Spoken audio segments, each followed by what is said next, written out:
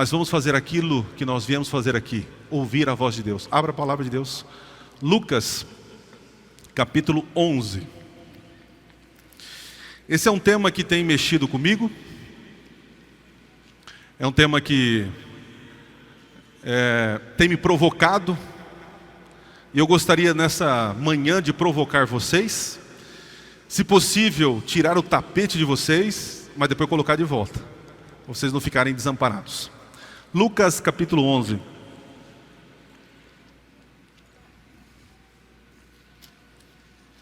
Lucas capítulo 11. Na minha versão, diz o seguinte. Lucas 11, verso 1. Ô, Enzo, por favor, Enzo, dá um pouquinho mais de som para nós, no meu microfone, só um pouquinho mais. Porque ontem eu fiquei na comissão, pode abaixar um pouco, pode abaixar um pouquinho. Injeção, azitromicina, inimisulida e o negócio de espirrar na garganta. Nós fizemos comissão de nomeações das 7 horas na quinta-feira até as 11 horas. Ontem das 7 horas até quase meia-noite. E hoje eu tenho comissão de nomeação de novo em Bebedouro. Domingo eu também tenho. Mas Deus há de nos fortalecer, né? Achou? Lucas 11, verso 1. Diz assim, ó. Jesus estava orando em certo lugar. Quando terminou, um dos seus discípulos lhe pediu: Senhor, ensine-nos a orar, como também João ensinou os discípulos dele. Existem coisas que são essenciais para a vida cristã. O estudo da Bíblia é o alimento, é o momento em que Deus fala conosco. O estudo da Bíblia é essencial. A Márcia agora professou fé e aceitou que há de estudar a Bíblia todos os dias, não é assim? Estudar a Bíblia é importante. Pregar o Evangelho é fundamental, compartilhar as verdades que temos. O Evangelho não serve só para mim, mas é que através de mim ele é compartilhado. Isso é Evangelho. É um mendigo, uma pessoa passando fome, indicando o lugar onde tem pão. É assim o Evangelho. Pregar o Evangelho faz parte daquilo que é essencial. Outra coisa que é importante para a vida cristã é vir à igreja. Ir à igreja, estar na igreja, é algo que fortalece nossos relacionamentos com os irmãos e também com quem? Com Deus. Vir à igreja faz com que eu me relacione com o diferente. Faz com que eu escute uma ata de nomeação e não concordo, mas entendo que a maioria está nesse caminho e eu me submeto. Vir à igreja é ter relacionamento com pessoas diferentes. E isso é uma ferramenta de Deus para moldar nosso caráter. Não existe cristão sem igreja. Já ouviram falar do movimento desigrejados? Não existe cristão sem igreja. Mas uma coisa que é essencial à vida cristã é a oração. A oração parece que para nós é alguma coisa simples. Mas é. Quando eu falo simples, talvez você pense de forma simplícita. Oração é básico, pastor, eu tenho que orar. Mas a oração não é apenas eu tenho que orar. A oração é uma ciência. O texto diz que um discípulo viu Jesus orando. E possivelmente ele ouviu Jesus falando em voz alta, conversando com o Pai. E nele nutriu o desejo de falar assim: eu também quero falar assim com Deus. Que intimidade! Então o discípulo fala assim: Senhor, me ensina a orar, como João fazia com seus discípulos. O mestre João ensinava seus discípulos. O Senhor, sendo mestre, me ensina. Mas talvez você não tenha percebido, e nem mesmo a pessoa que pediu, ela fez a melhor oração: Senhor, me ensina a orar. Ele orou. E ele orou de maneira correta. Falando nisso, o título da mensagem de hoje é A Fórmula Mágica da Oração. Você quer a fórmula mágica da oração? Eu vou te dar. Quando eu entrei na igreja, eu não sabia orar. E eu lembro de entrar na igreja, sentar, ficar observando. A gente fica observando, né? E eu lembro de alguém vir aqui à frente da igreja, né? Gente, vamos ficar todos em pé ou vamos nos ajoelhar? E aí pedia: bondoso Deus, é assim, estamos assim, precisamos disso, agradecemos por isso, em nome de Jesus, amém. Tá certo ou não tá? Tá certo. Mas isso é o básico do básico e é uma oração em público. Mas como ninguém me ensinou a orar, quando eu escutei isso, o que eu fiz quando eu voltei para casa? Eu fui lá e fiz o quê? Bondoso Deus, estou assim, desse jeito, preciso disso, daquilo, agradeço por isso, por aquilo, em nome de Jesus, amém. Isso foi há 20 anos atrás, 20 e tantos anos atrás. Pergunto: deveria eu hoje estar orando: bondoso Deus, estou aqui, assim, preciso disso, daquilo, agradeço por isso, por aquilo, em nome de Jesus, amém? Vocês acham que eu deveria estar orando ainda assim hoje? Não, não. A oração é uma ciência, ela se aprende, ela evolui. Se espera do orador que o grau de intimidade com Deus ele vá aumentando. A oração, ela precisa, com o passar do tempo, e ela é flexível, ou ela se adapta ao momento que você está passando. Perceba que nós temos as nossas dificuldades de orar. Um dia eu colocando a minha filha para dormir, e eu ensinando ela a orar, gostaria que ela orasse. Porque discipulado se faz assim: vem e veja como eu faço, vem e façamos juntos, e venha e faça você, e eu vejo. Eu já tinha ensinado, mostrado como que é a oração. Eu falei assim para ela: Claudete, então faz a oração, filha. Sabe o que ela falou? Não, papai, eu tenho medo de errar. E eu fiquei abismado. Não, filha, não vai errar. Mas eu entendi depois.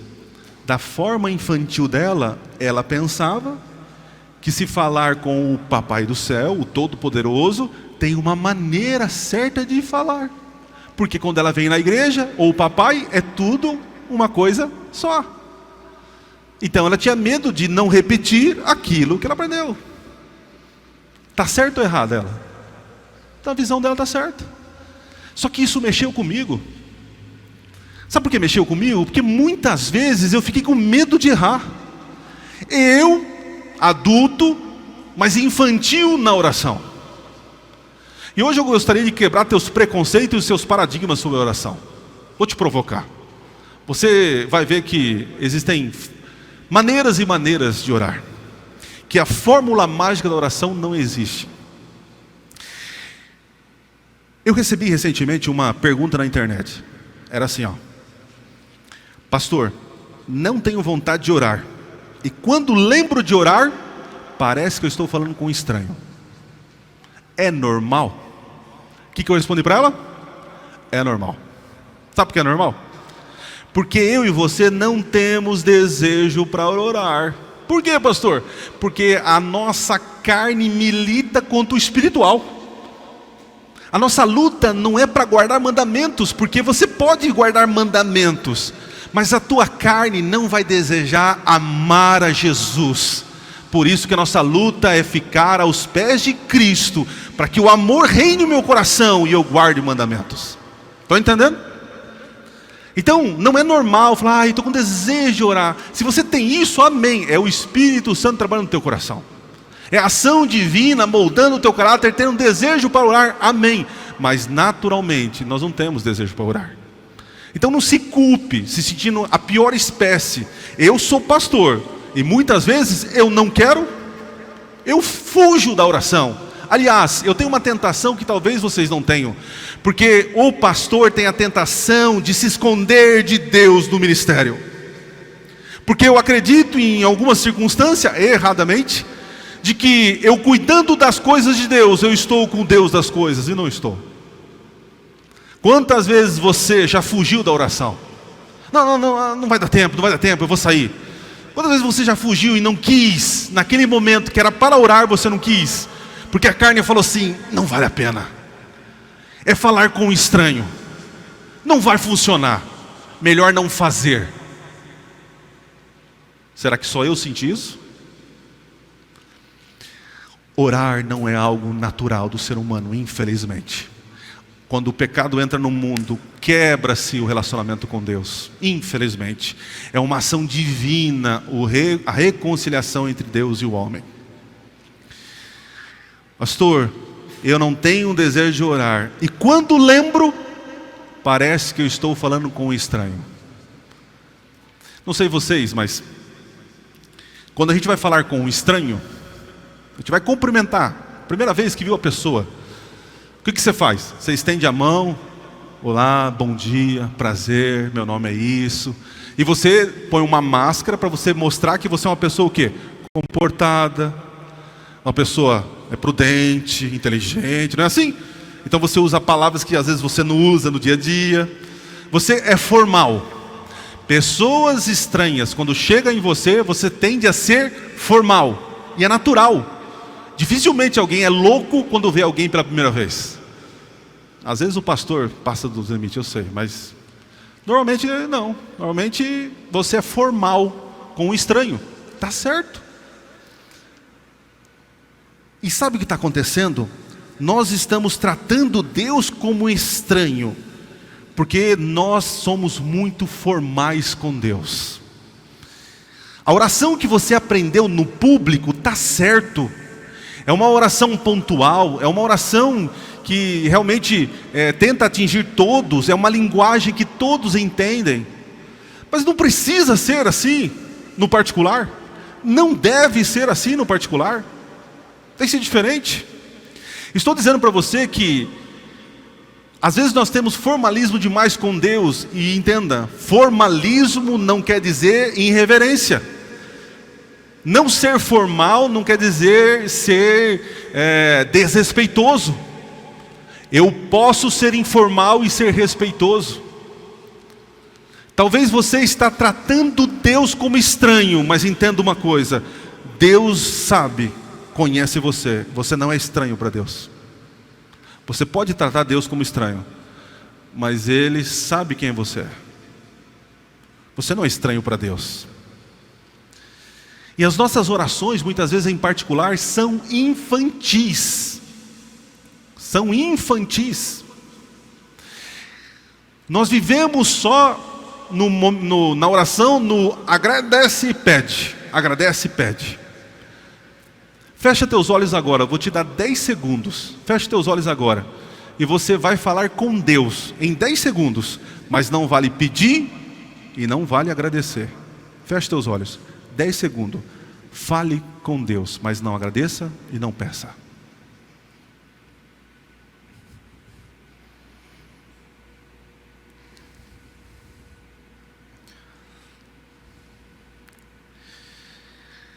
Alguns que conseguiram passar da primeira parte, Senhor Todo-Poderoso, Pai Eterno, falou até devagar para dar os 10 segundos, porque depois não sabe o que falar.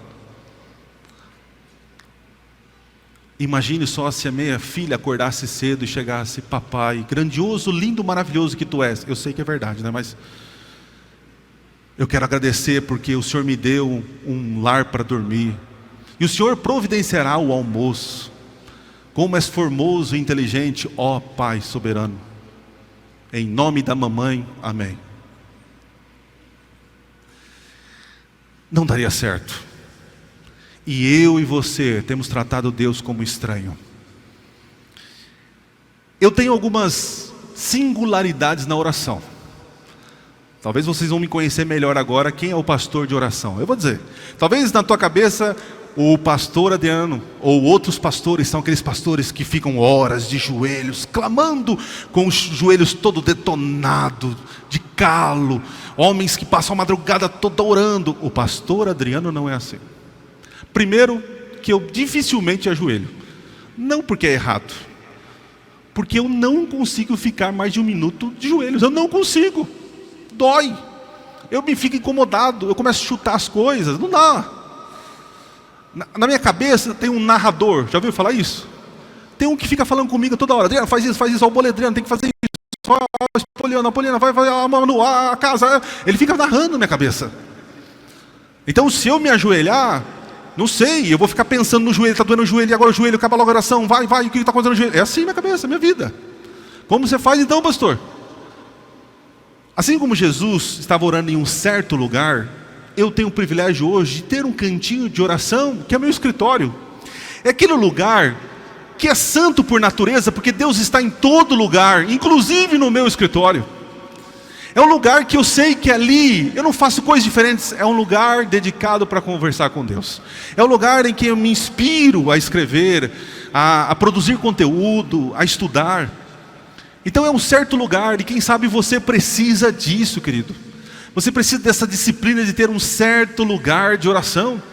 Você precisa ter um lugar na sua casa, quem sabe não seja dentro de casa. Conheci uma irmã que tinha um jardim de oração, e era um banquinho. E ela ia lá diante das rosas, das flores dela, e sentava, e ela chorava com Deus.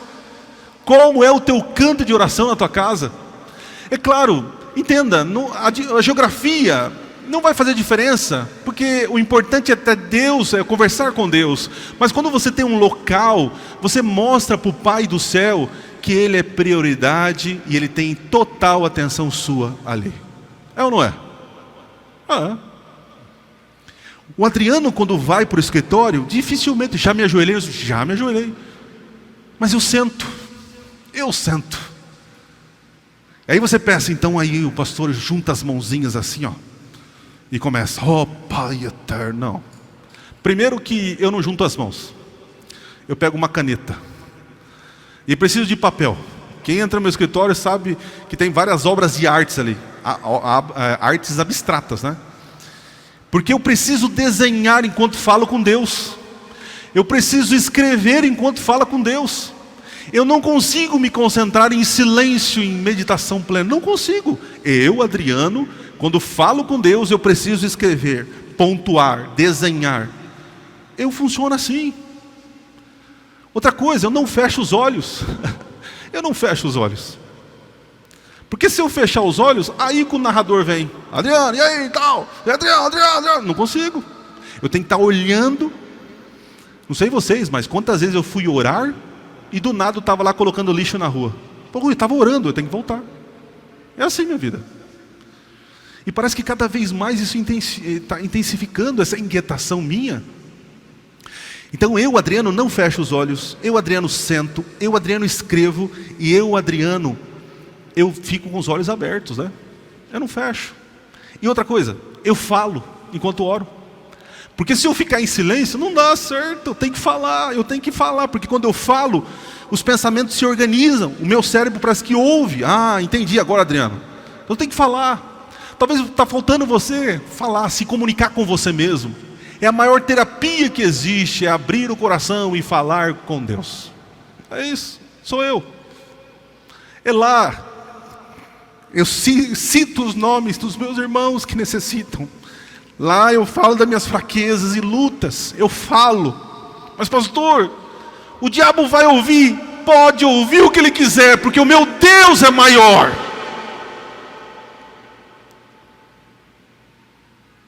Ele pode ouvir o que ele quiser. Meu Deus é maior. Eu falo. Eu conto. Eu já tentei contar piada também, mas ele nunca escuta ele dando risada, né? Só eu dou risada sozinho. Eu faço coisas que vocês até duvidariam. Mas eu me sinto falando com alguém que me conhece. Me conhece. A oração em particular é um refúgio de uma alma sofredora. O discípulo falou assim, Senhor, me ensina a orar. Ele naturalmente estava fazendo o que é uma oração. É um desejo sincero para um pai. Outra coisa. Jesus em certo momento diz assim, ó. Quando orares, digam, Pai nosso que estás no céu. Não tem isso? Santificado. Então, Jesus falou para fazer assim, querido. Não seja infantil. Jesus estava dizendo para discípulos que não sabiam nem orar. Ele só via os fariseus fazer aquelas gloriosas orações. Eles não sabiam, então Jesus deu uma papinha. Uma coisa básica. Agora, é inadmissível depois de 20 anos eu estar, Pai nosso que estais no céu, dai-nos o pão de cada dia. Quer ver uma coisa? Vou mexer com você. Se um dia a minha filha levantar cedo, for no meu quarto e falar assim, papai, quero agradecer porque você me deu um lar para dormir. E quero pedir que o Senhor me dê o almoço para comer.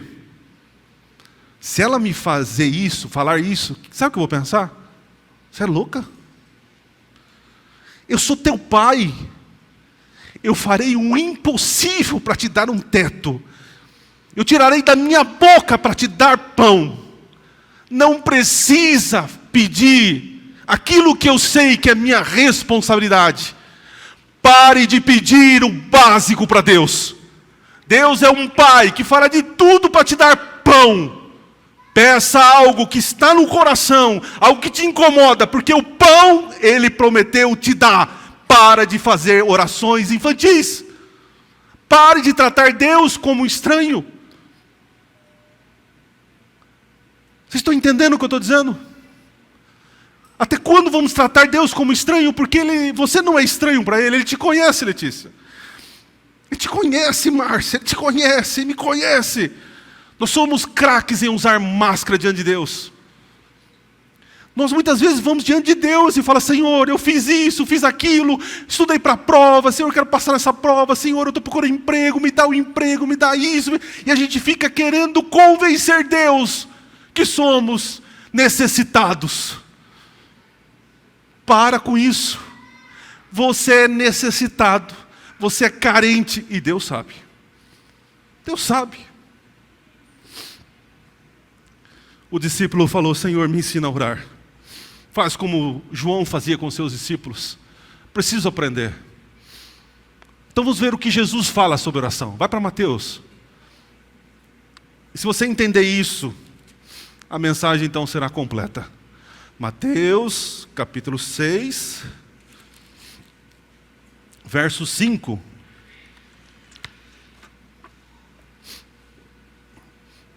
Mateus 6, verso 5 diz assim: e quando orarem, não sejam como quem, gente? Para aqui. Quando você ouve a palavra hipócrita, o que você pensa? Hipócrita é uma pessoa que fala uma coisa, faz outra. Só que o sentido da palavra aqui é muito mais do que isso.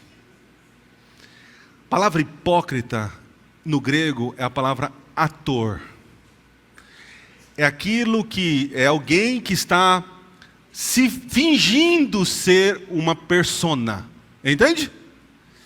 Então Jesus está falando assim, ó, quando orares, seja o Rafael. Rafael, seja você. Quando orares, Daniel, seja o Daniel. Para de querer mostrar quem você não é. E eu entendi isso. E eu chego para Deus tão pequenininho. Talvez para vocês eu sou o pastor Adriano, o pastor de vocês. Mas para Deus eu sou o Adriano, um pecador miserável que necessita de cuidados. Que erra, que precisa de orientação. Que precisa da graça de Cristo. Senhor, me ajuda a conduzir esse povo. Seja você. Vou dar um exemplo. Eu, infelizmente, não consigo chamar meu pai terrestre de papai, de paizinho. Eu amo como minha filha chama eu de papai. É um troféu para mim. Sempre achei lindo as crianças chamando o pai de papai.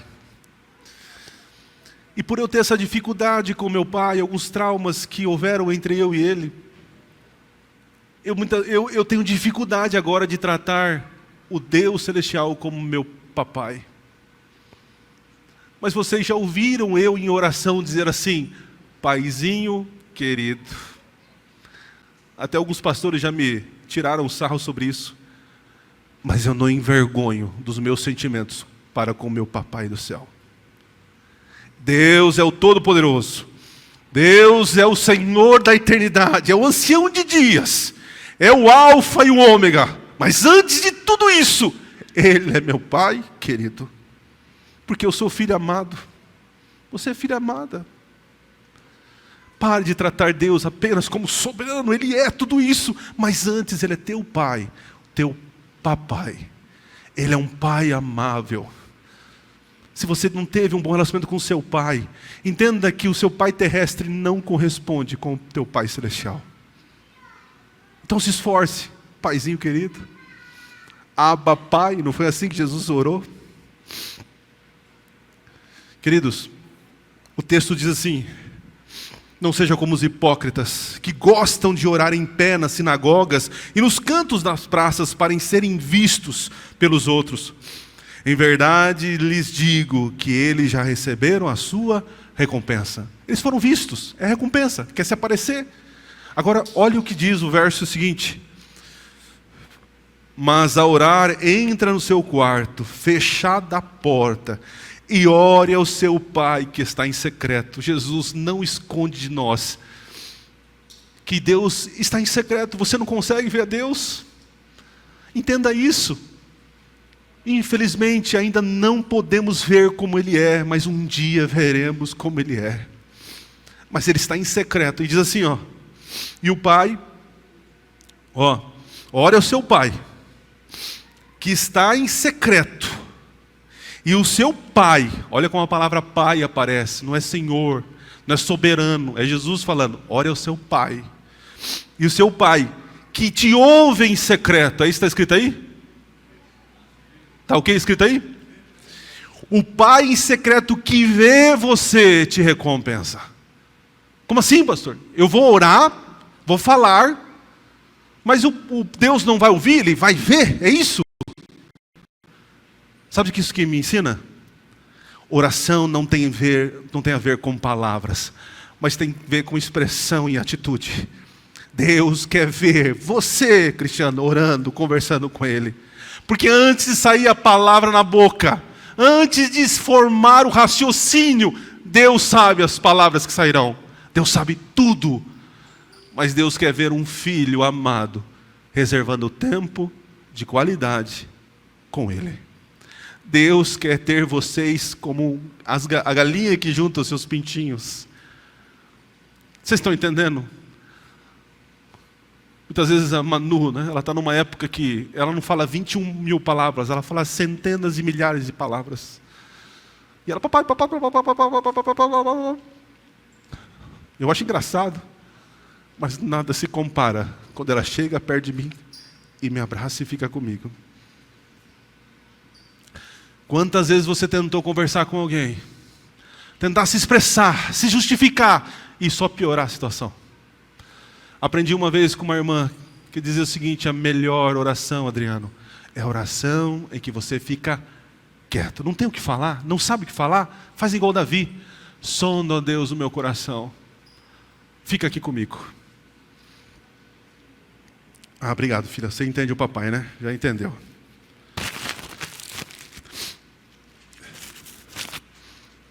Oração não tem a ver com palavras, mas tem a ver com atitude. Deus está convidando você nesta manhã para que você rompa essa estranheza e realmente tire as suas máscaras diante de Deus. Você precisa dar esse passo de fé. Você precisa avançar na sua comunhão com Deus, senão Deus sempre será um estranho para você, porque você tem tratado Ele como estranho. Deus não te considera estranho, Deus te conhece. Quando eu oro, eu tento o máximo ser eu mesmo. Ser eu mesmo.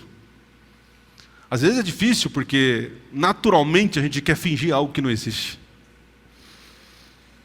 Eu lembro que estava passando por uma situação, meu 2º ano de ministério.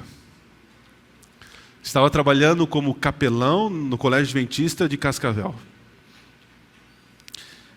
E ali eu dava 40 aulas semanais.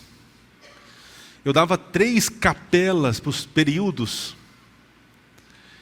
Eu era auxiliar da igreja central de Cascavel. E eu tinha uma igreja de bairro.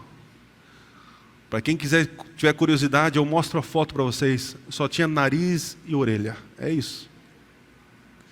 Uma época dolorida da nossa vida, de perdas.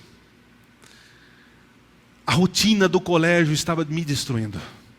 Chegou ao ponto de que quando tocava o telefone para poder levantar o despertador, e eu sabia que eu tinha que ir para a escola, me dava ânsia de vômito.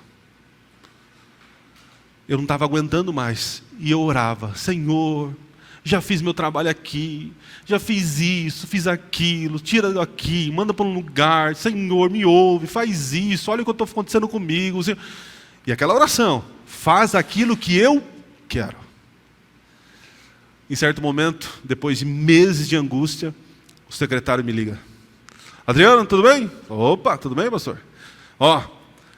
Você, a partir de hoje, não é mais capelão do colégio de Cascavel. Agora você vai para o distrito X. Eu falei: sério? Vai lá com sua esposa, procure casa, se apresente para a igreja, você agora é o novo pastor do distrito X. Contei para a Poliana. Naquela época só tinha eu e a Poliana. E felizes da vida, partimos rumo à cidade do distrito X. Chegamos na cidade, uma cidade organizada, limpa, interior do Paraná, bem bonitinha, sabe? Uma igreja, uma cidade limpa, organizada. E procura a casa, de repente descobrimos que um adventista tinha uma casa recém-construída. E que tinha ficado ali um gerente de banco por 3 meses. E por ser adventista, facilitaria demais a nossa locação. E deu certo. Pegamos a casa que para nós era um sonho de consumo. Um gramado, um sobrado. Gente, a casa tinha cheiro de tinta nova. Falei: nossa, vou ser agora pastor de distrito, numa cidade linda, maravilhosa, com uma casa novinha. Oh Senhor, obrigado porque o Senhor viu, e viu que eu sou bom, que eu preciso disso. Passou uma semana, casa alugada, tudo planejado para se apresentar na igreja. Quando de repente liga o secretário: Adriano? Ô pastor, tudo bom, Adriano? Tudo bem, já reuni a igreja, já a casa, já agendei a apresentação, está tudo certo. Tal dia, agora sábado já vamos se apresentar. Não, Adriano, mudou os planos. Você vai para o distrito Y. O quê? Distrito Y, pastor? Distrito Y. Aí vou contar para a Poliana: amor, mudou os planos. Que plano? Do que você está falando? Não vamos mais para o distrito X, vamos para o distrito Y.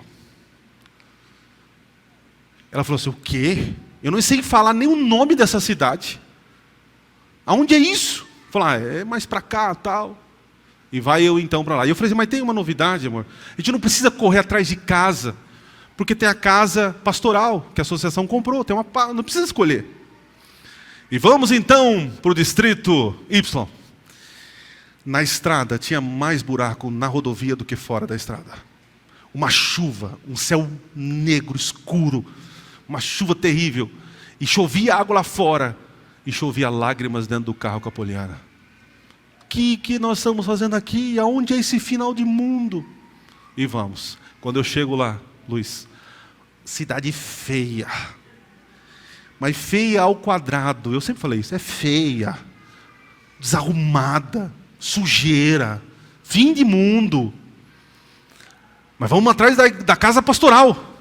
Uma casa feia, desorganizada. Gente, homem, eu durmo em qualquer buraco. Eu durmo. Deitei ali, apago e acabou. Mas quando eu vi a minha esposa chorando, porque tiraram dela a cidade bonita, a casa bonita, e para aquilo lá, meu coração ficou despedaçado. Eu chorei com essa mulher. Não sabíamos o que fazer. Eu falei: Senhor, é brincadeira. É brincadeira, porque não pode, está errado isso. E aí voltamos para Cascavel, depois de um longo dia, chovendo e buraco na estrada, e passando nos buracos. E cada buraco, ela chorava. Ela chorava. E meu coração despedaçado. Eu falei: Senhor, como assim? Fizemos a mudança e fomos para a cidade feia, da casa feia. Quando fomos apresentados na igreja, o ancião, McKenna, posso falar, ele descansou no Senhor.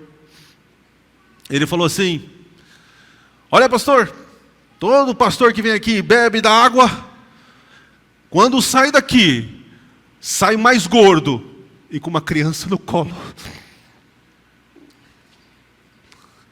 E a profecia se cumpriu. Eu saí mais gordo, porque eu só tinha nariz e orelha, e saí com um milagre na mão, a Emanuela. Foram um dos anos mais felizes da nossa vida como pastores. A cidade feia, era feia, a casa feia, mas o amor da igreja era tão lindo, que me fez viver uma das maiores realidades no ministério, de transformação. Passaram-se alguns anos, ligo o secretário: Adriano, tudo bem? Tudo bem, pastor. Você não é mais pastor do distrito Y. Lembra do distrito X? É para lá que você vai. Agora nós vamos para lá. E fomos para lá. A casa que a gente tinha alugado, daquela outra vez que teve que desfazer, conseguimos ela de novo. Entrei na casa. Cidade linda, casa linda, mas foi um dos cemitérios do meu ministério. Uma casa que só deu problema. Uma igreja que rejeitou eu como pastor, minha família. Igrejas que não queriam, frias. E aquilo me fez cair em depressão. Foi a época que eu teve meu burnout. Cheguei a pesar 130 quilos, enorme. Naquela cidade eu planejei o meu suicídio. Naquela cidade eu fugia para baixo do quarto, da cama, para orar, para fugir dos problemas. Por que eu estou contando isso para vocês? Porque a nossa vontade é tão mesquinha diante da vontade de Deus. Na minha cabeça só seria feliz se eu fosse para o distrito X. Mas Deus falou, ensinou para mim, que eu não convenço Ele com palavras, mas que a minha vida é: Senhor, faça-se a Tua vontade. Quando orares, entra no teu quarto. Seja você, James. Seja você, Márcio. É vocês. Entregue a vida ao Senhor. Deixe que Ele faça a sua vontade na sua vida. Pare de se esconder atrás das coisas da igreja. Pare de se colocar máscara diante de Deus. Pare de tratar Deus como estranho, porque você não é estranho para Ele. Ele é um Pai que te ama. E todo pai que ama, sempre quer o quê? O melhor. Creia nisso. Você crê nisso? Amém. Deus está conduzindo esta igreja, porque nós queremos que a vontade de Deus seja feita nessa igreja. Quantos creem nisso? Amém. Então fique em pé. Vamos orar.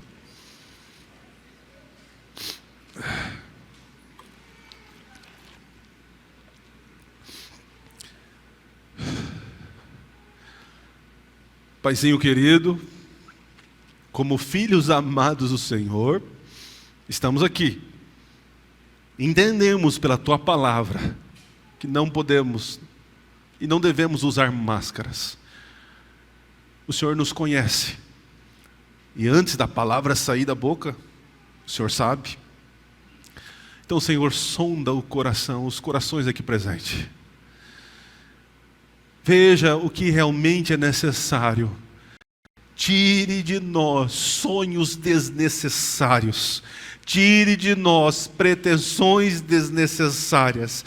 Por favor, Senhor, que não haja frustrações em nós, porque alimentamos o nosso querer. Mas nos ajude a alimentar o assim diz o Senhor. Nos submetemos à Tua vontade.